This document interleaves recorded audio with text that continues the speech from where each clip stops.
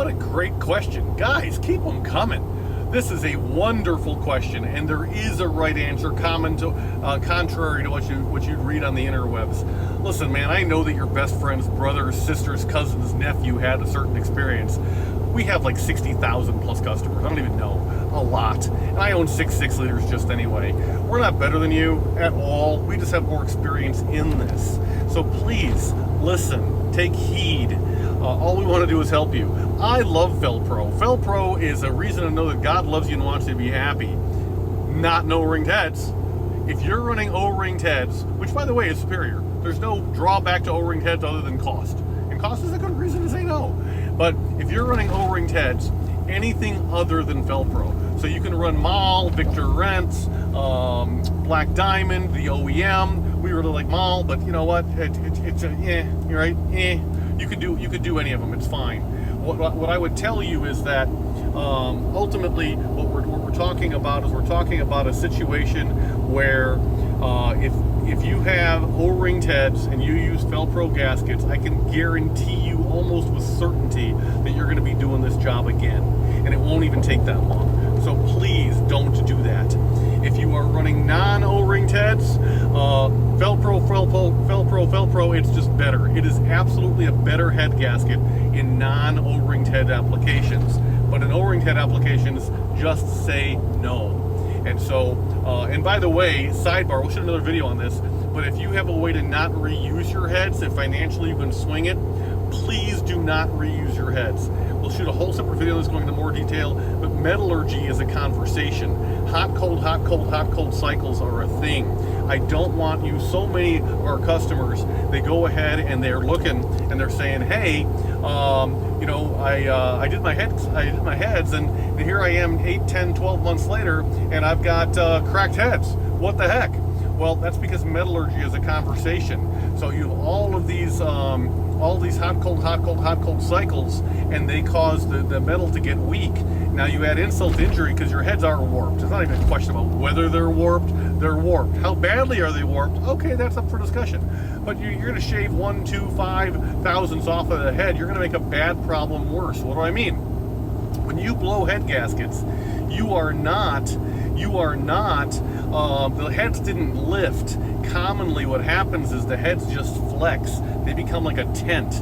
So they actually, there's an arc in them. They become, concave, convex, whatever it is. The middle goes higher. So if you look at any Google Images search of blown head gaskets, what you'll see is the same thing. They always blow in the exact same spot. Where is that spot?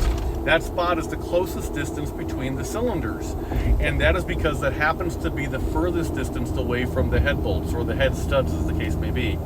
And so what happens is the head bolts or the head studs are holding the head down, but the head is physically flexing, and now you're making a bad problem worse, because what you're doing is you're shaving off those 2, 3, 4, 5 thousandths, and you're making the head thinner, therefore weaker, and you're causing extra flex than you've ever had.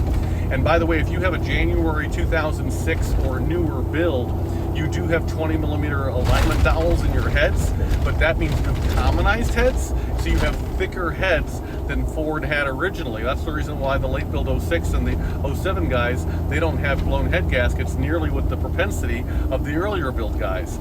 So, I mean, your mileage may vary, but newer metal is always better. And even if you're going to get new cast heads from us for the 18 millimeter variety, they are newly designed, so they are 25% thicker at that bed plate, where it seriously matters.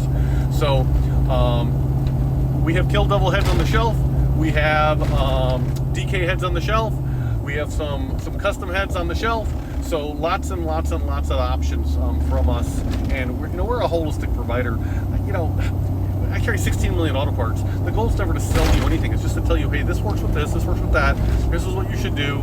You should run 625s if studs if you're running gobs of power. We can help, or 2000s if you're not, and we can help you navigate that minefield and make sure that everything works with everything else. You're not having to do the job twice, because who wants to do that ever? But what a great question you've asked here. Thank you so very much. Anything else you need, let us know. If you have comments, questions, whatever, please leave them below. We'll see if we can get them asked and answered. and we'll at least answer and go from there. All right, FICMRepair.com. We're all in this together. By the way, if you like this content, please heart this video. Please follow us, like and subscribe, and check us out on YouTube. We're just FICM Repair there, and there's probably another 100 videos out there, something like that. So the goal is never to sell you stuff; it's just to tell you stuff. But there are some de facto answers to stuff, and I know that your best friend's brother's, cousin-in-law's, nephew's, sister's best friend had a certain experience. That's great. I own 6 of these trucks. We have like 60,000 plus customers at least, and we've been through it. So we can tell you what works and what doesn't, and help you navigate the minefield so you can spend more time with your family and enjoying life instead of working on your truck all the time. All right? Thanks very much. Take care.